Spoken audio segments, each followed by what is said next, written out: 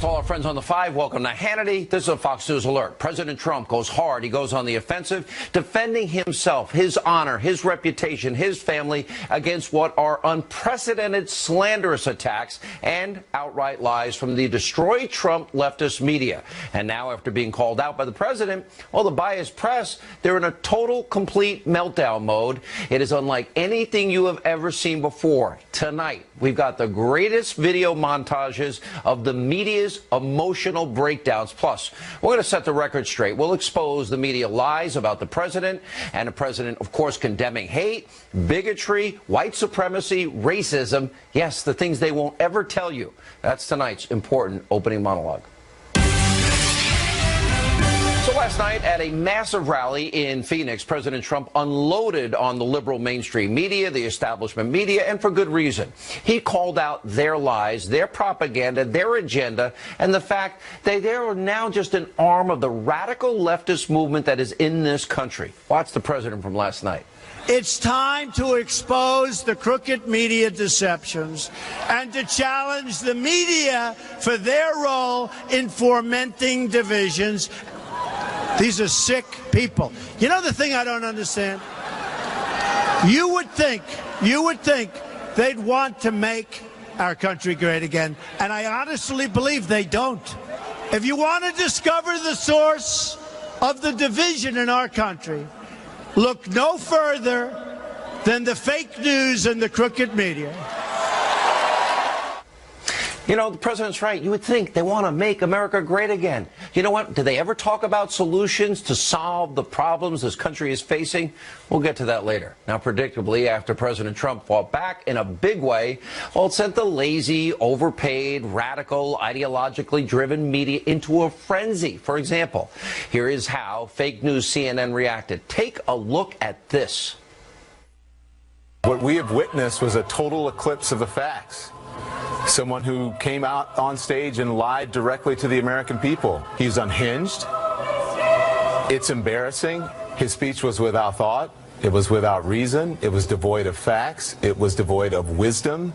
There was no gravitas. There was no sanity there. But he has given oxygen to racists. He is clearly trying to ignite a civil war in this country. It was an astounding chain of lies tied together by lunatic asides by a man who obviously is mentally unstable. That is not sane behavior. I am not a psychiatrist. I am just a regular human being who knows a lot of people. And who knows the difference between right and wrong, which is more than this 71-year-old man baby seems to be able to know. That the only defensible excuse, the only defensible explanation is if he is not mentally well. Actually, CNN is unhinged and embarrassing. Really, Don? Civil war? Now, the president, he's right. The media is stirring up severe tensions in this country, and this is exactly why crowds at the Trump rally, like we saw last night, hey, Don, hey, Jeff Zucker, they were chanting at you. Take a listen.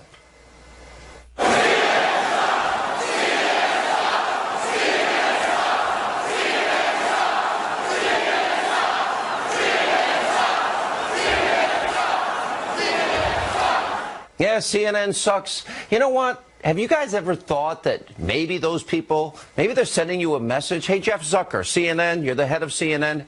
Are you proud of the lies, the garbage that is being spewed on your network day in and day out, hour in, hour out?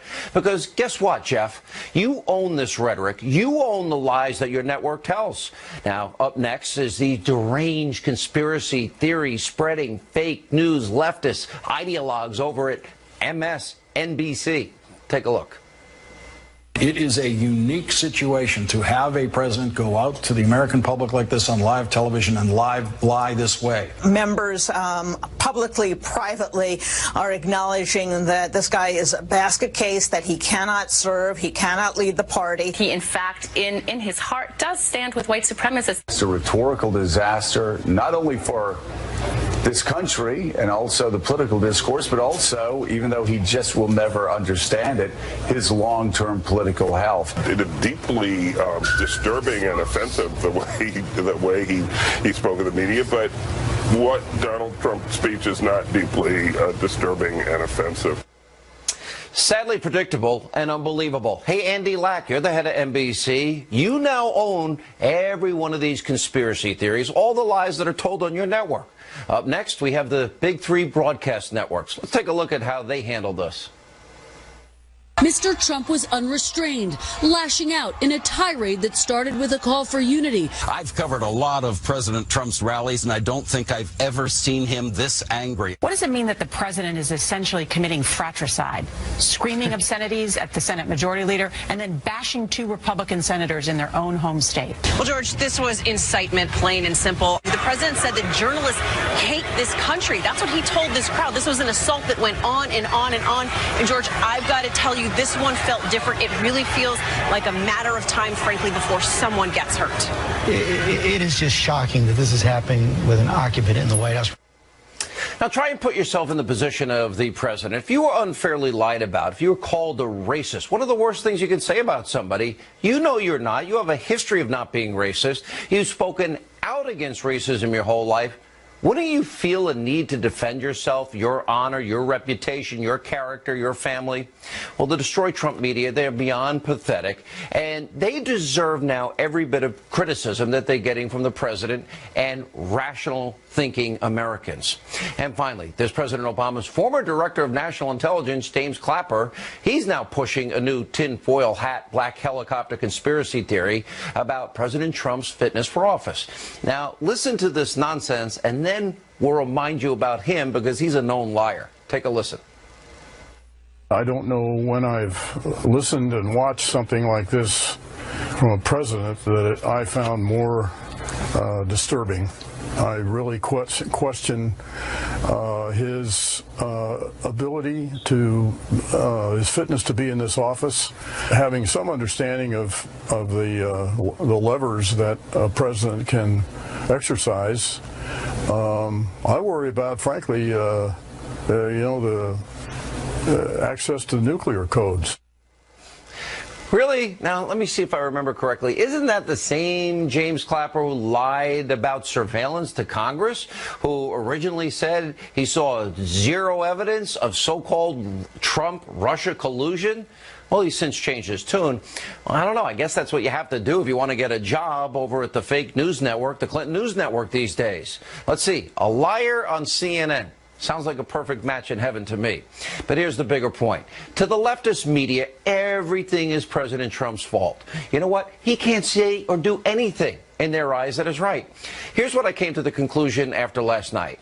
If President Trump could actually cure cancer, make people in wheelchairs walk, give every American $1 million, if he could prevent heart attacks or stop car accidents, well, guess what? The media still wouldn't be happy. They still wouldn't be satisfied. And by the way, if the dog bites, the bee stings, and you're feeling sad, it's Donald Trump's fault in their eyes. Now, somehow the media thinks that President Trump, that he wasn't supposed to respond to them calling a racist and a bigot every hour of every day.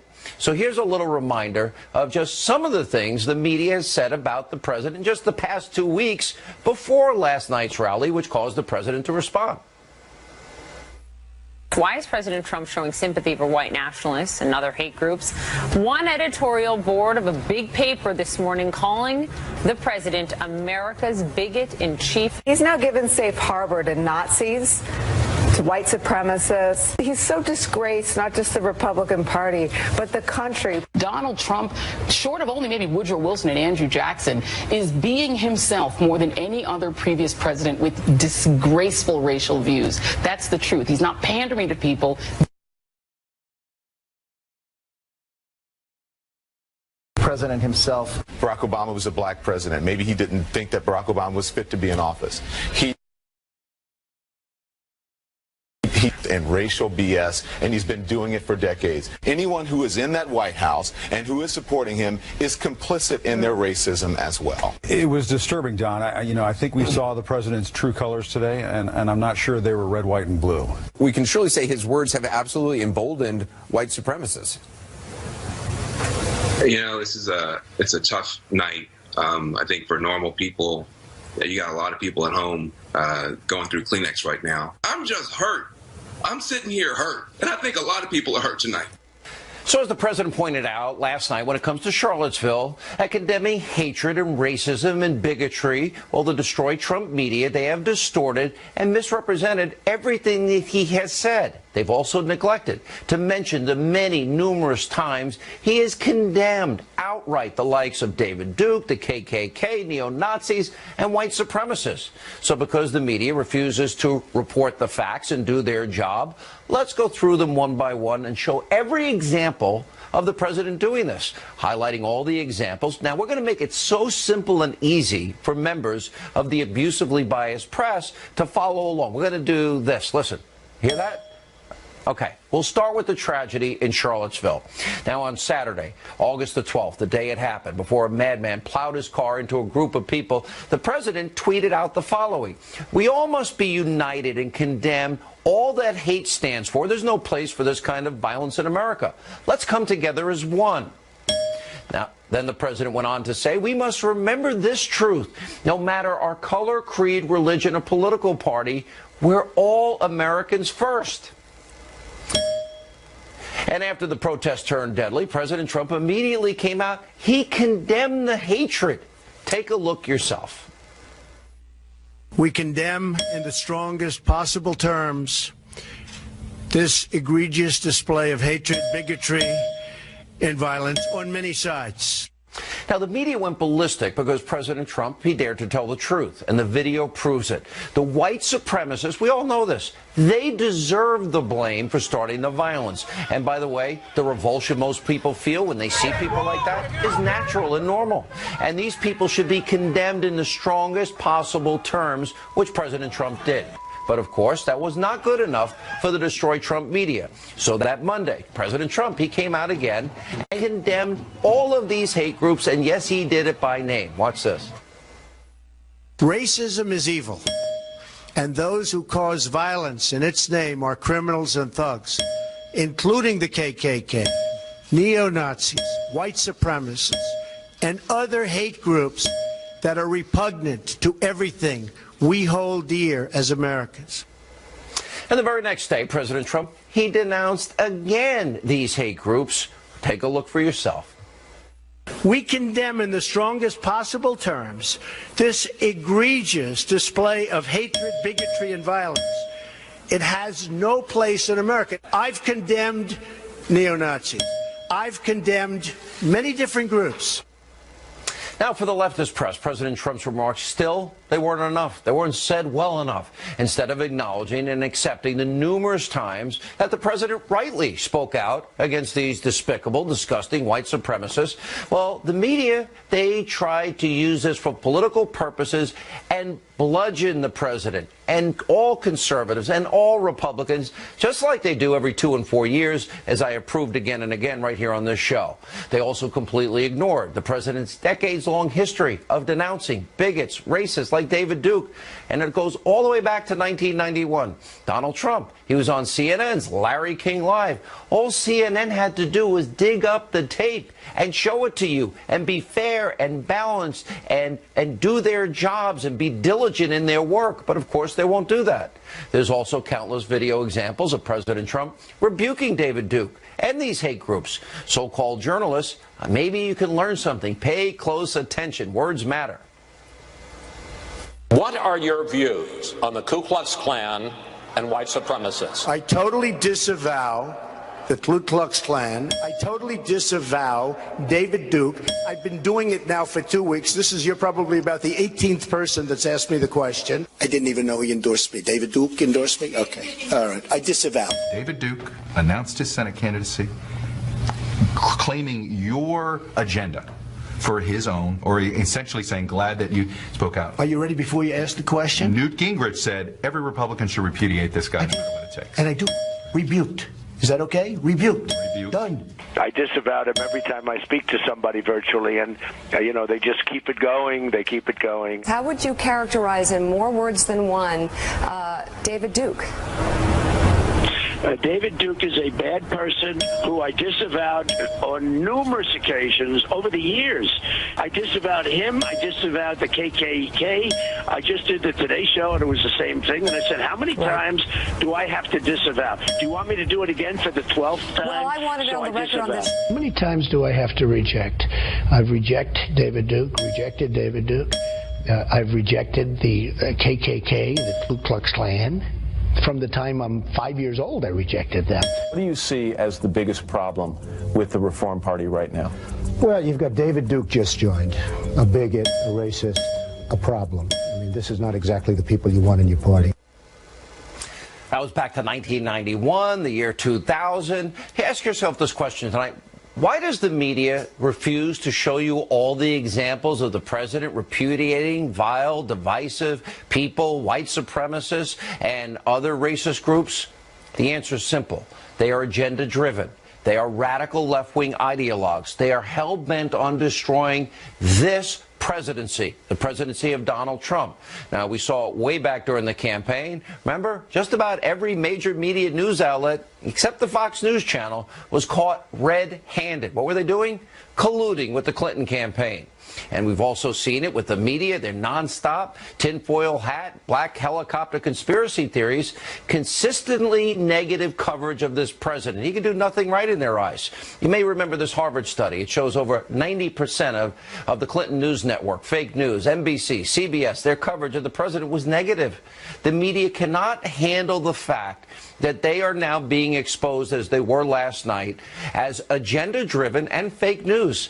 They think they can lie. They think they can call conservatives, Republicans, and the president racist, bigots, homophobes, Islamophobes, sexist, xenophobic, Islamophobic.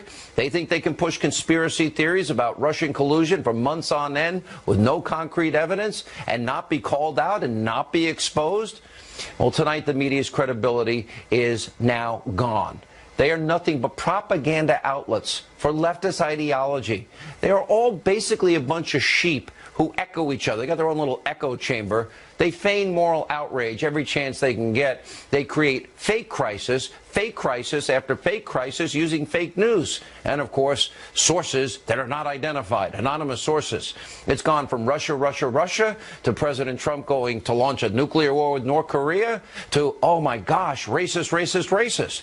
Now they've all been exposed. And here's the saddest part of all of this. They do not care about the forgotten men and women in this country who are desperately needing solutions, that voted for this president.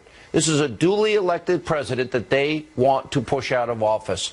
They are not trying to help solve this country's problems, to help the millions of Americans suffering. They don't tell the truth about what's really going on in America. Now, besides this show, how often do you hear about 50 million Americans in poverty, 50 million Americans on food stamps? By the way, 13 million more Americans on food stamps after Obama, 8 million more in poverty after Obama, 95 million Americans out of the labor force. Did they mention 1 million new jobs since Donald Trump's been elected president? They had the lowest labor participation rate since the 1970s. Now we have the best labor participation rate in years. We had the worst economic recovery since the 40s, the lowest home ownership rate in 51 years. That's all after Obama. The media never told you the truth about that. They don't give a rip, obviously. The president was right. Did they want to make America great again? Did they ever talk about solutions, helping the American people, answers to our problems? Did they ever care about the people that voted for the president, that want to drain the swamp and sewer that is not only D.C., but it's also the media? Did they want real change that will impact people's lives in a positive way? So as the president said last night, they obviously don't care about making America great again. They never talk about solutions. Instead, they tear down, they delegitimize, and they want to destroy the president you voted for. Why? They don't want to help the American people after decades and decades of neglect from out-of-touch, power-hungry politicians in Washington? That's who they are?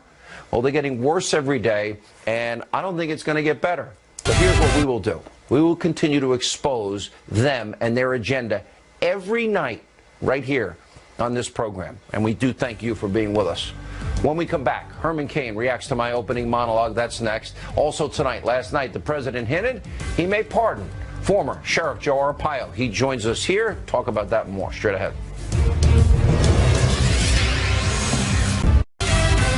The media can attack me. Draw the line is when they attack you, which is what they do. When they attack the decency of our supporters. It's time to expose the crooked media deceptions and to challenge the media for their role in fomenting divisions. These are truly dishonest people. And not all of them. Not all of them. You have some very good reporters. You have some very fair journalists. But for the most part, honestly, these are really, really dishonest people. And they're bad people. And I really think they don't like our country. I really believe that.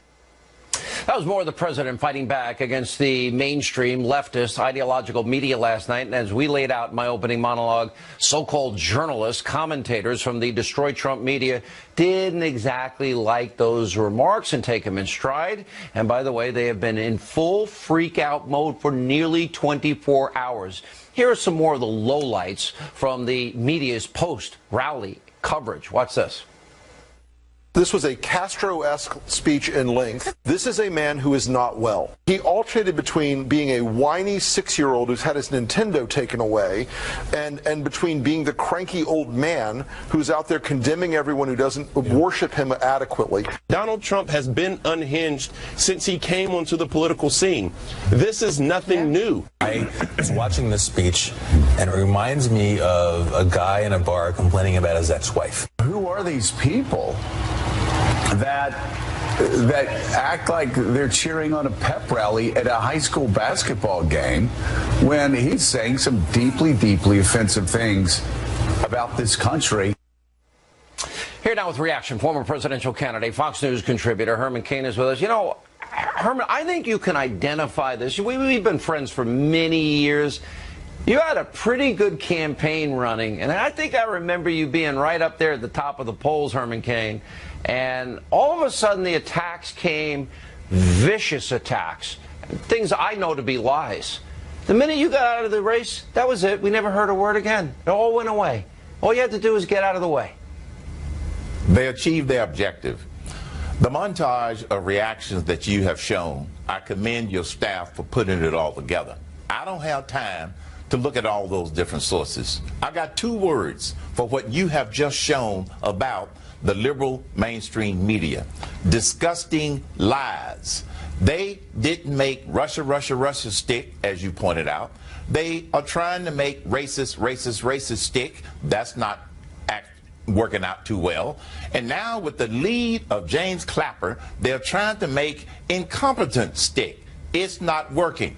Here is the light at the end of the tunnel, Sean. I start to call you Shane. Remember, that's my producer, okay? Here's the light at the end of the tunnel, and it's not a train. The American people are not stupid. They are waking up to the deception and to the lies that the liberal media is trying to convince them of relative to this president. The American people, they're waking up and they realize that the liberal media has a severe case of Trump derangement syndrome. You're right about all of this. If you know, Herman, if I was called a racist and lied about, and you lived through this, and I remember you living through this like it was yesterday. I remember talking to you during all of that at the time. And I'm going to tell you something. I don't think there's anything worse you could say. Murderer, racist. I mean, nobody wants to be a racist because it's so repugnant. And if I was being attacked and that narrative was going on the air hour after hour after hour in every newspaper in the country, every news outlet, I'd be pretty pissed, and I'd fight back for my name, my character, my honor, and my family. And I know you would too. Absolutely. And I did that up until a point. When it got to the point that the liberal media started to say things on all outlets, no matter what the format, and it started to get back to my grandchildren, and they started to ask questions about this, that's when I had to make a very difficult decision. And that was, it's not worth sacrificing pain on my family, my grandchildren, because they were determined to bring me down. And that's why they pulled out all the stops and showed that it's a blood sport. That's what they're trying to do to Donald Trump, but it is not working. He is a fighter. He is And not going to give in to this. He also could fight back. Yes. You know, you were starting a campaign. You were doing very well. It becomes expensive to defend yourself, doesn't it? Absolutely. Donald Trump called me before he declared that he was going to run for president, and I respect that. He asked me, what advice would I give him? I only gave him one piece of advice. Be prepared for multiple lawsuits. And I said, Donald, you can afford them. I couldn't. And at this particular point, he has pushed back on some of the lawsuits because of they know that he has the money to fight them back. But he is also enduring the lies, the attacks, as you have pointed out, which are clear to the American people. And that's the light at the end of the tunnel. No, the American people are not stupid. This is important. I've known you many, many years, and they did lie about you. And it's interesting, as soon as you left, never heard the end of it. Outright lies about you. Thank you, my friend. Appreciate it. Very good perspective, very important analysis. When we come back, ESPN, this is the story. They pull a broadcaster from covering a game because his name is Robert Lee. You can't make this up. Larry Elder, Geraldo Rivera, they weigh in. Also tonight, the president hinting he may pardon Joe Arpaio. He is here. We'll talk to him later also.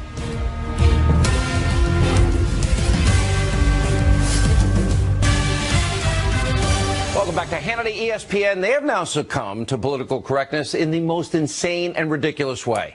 Now, they pulled the broadcaster from announcing a University of Virginia football game because his name is Robert Lee. ESPN, they explained their insane decision in a statement reading, quote, "We collectively made the decision with Robert to switch games as the tragic events in Charlottesville were unfolding simply because of the coincidence of his name.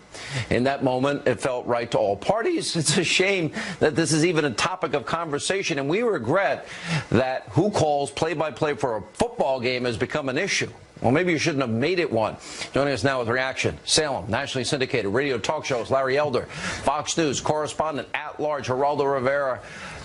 I don't even know where to begin. I laughed audibly on the radio, Larry, today.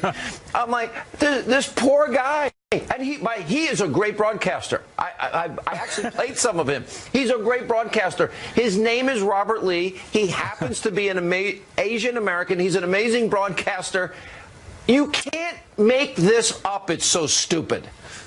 When I first saw the story, Sean, I thought I was being punked. I thought it was from The Onion.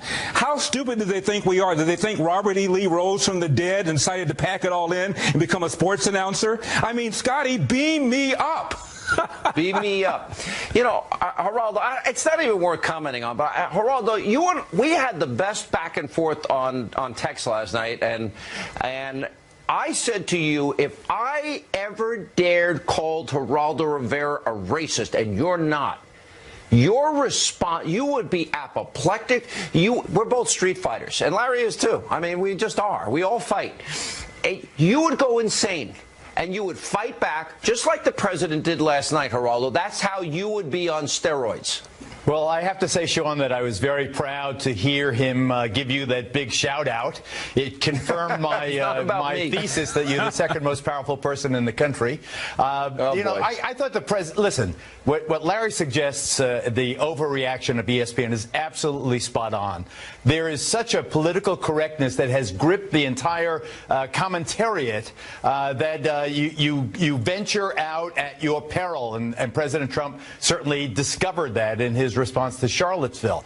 Now, I thought that the president, Sean, was renewed yesterday. Last night he was energetic. He was confident. Looked like he was having a lot of fun for someone who is, as embattled as he is purportedly right now. But I also thought, and, hearing the ESPN reaction, I think that the president's bashing of CNN and the rest of the media went too far. It became a distraction. Geraldo, it took away from his message. Let me interrupt you as a friend.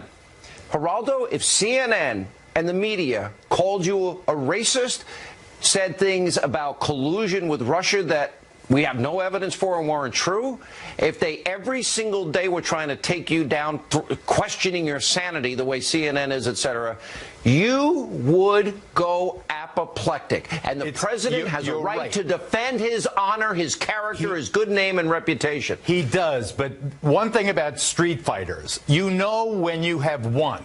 You're in a fight, you bam, bam, bam, and now the guy is like this, and you can't keep bamming him because then you become the bad guy. You become the bully. But the narrative was so deep, he had to fight back. But sure he had to fight back. But at a certain point, when you question, for example, the patriotism of your media opponents, then you're going to the same turf. Do they ever talk about solutions?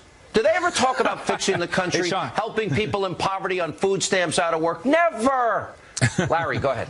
Sean, we started out by talking about political correctness. What's the over-under on when Donald Trump is going to be accused of sizeism for saying little Georgie Stephanopoulos? All right, guys, when we come back, the president last night hinted, yeah, Joe Arpaio, the sheriff, might get pardoned. Will it happen? What does Joe Arpaio think about that in his remarks? He's next. Straight ahead.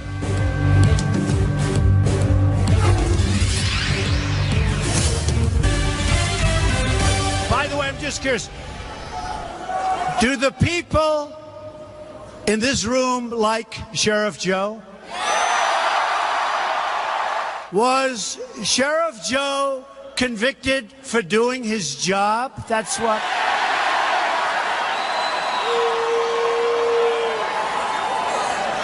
He should have had a jury, but you know what? I'll make a prediction. I think he's going to be just fine, okay? But I won't do it tonight because I don't want to cause any controversy. Is that okay? All right? But Sheriff Joe can feel good. All right, that was President Trump last night at his rally in Arizona, hinting he may in fact pardon former Sheriff Joe Arpaio. Joining us now to react, the man himself, the man the president was talking about, former Maricopa County Sheriff, Arizona Sheriff Joe Arpaio. Joe, what did you think of the president's comments? Well, I was humble. It was great, but that's him. Everybody said he would never talk about it that night, but, you know, I know him. My gut and my heart told me he would talk about it, and he did. So I have to thank him. I have to thank Fox, a great journalist that broke this story about 12 days ago. Yeah, well, Greg Jarrett broke it, and I just think the president probably wanted to do it in his time and his way. Maybe there's a review going on, but at the end of the day, you enforce laws that are on the books. Did you not, and were you not ordered not to enforce the law of the land? No, I was enforcing the law. This goes back to the former president, Eric Holder. 60 days after they took office, they launched this investigation, and here it is. When I was running for office, contempt of court, misdemeanor, and they did it politically. So after this is over, Sean, and, at the appropriate time, I'm going to go public and talk about the abuse of the political and justice system. People have to know the true story. If they can go after me, they can go after anyone in this country. And Sheriff, try to let the people know. Sheriff, explain specifically what happened in the case. You didn't have a jury of your peers. You didn't have. Explain the court side of this. Well, I don't want to get too much into legal, but doing a civil case, the judge, and I'm not going to go into all his bias, believe me, but it will come out again. It's been public. Nobody will print it. But he pushed this over to another judge for contempt of court. And they charged me with the wrong charge, no jury. I can go on and on. So once again, the truth will come out, and I'm still concerned about the people of this country. If they can do this to me, after 55 years in law enforcement, 2 parking tickets in my life, and I have to sit in the defense table over this contempt of court, so we'll see what happens. and Hillary goes free, and the unmaskers go free, and those that leak intelligence go free, and Uranium One deal goes free, and you never hear about Ukrainian interference in the election, we do have a dual justice system, sadly. We don't have equal justice under the law.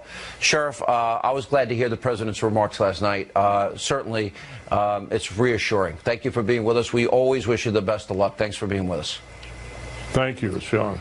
And coming up, excerpts of Hillary Clinton's audiobook. They've been released, and she's calling President Trump a creep. Why? Because he stood too close to her during the second presidential debate. This from the woman that's married to Bill and takes money from countries like Saudi Arabia. Greg Jarrett, Monica Crowley are here.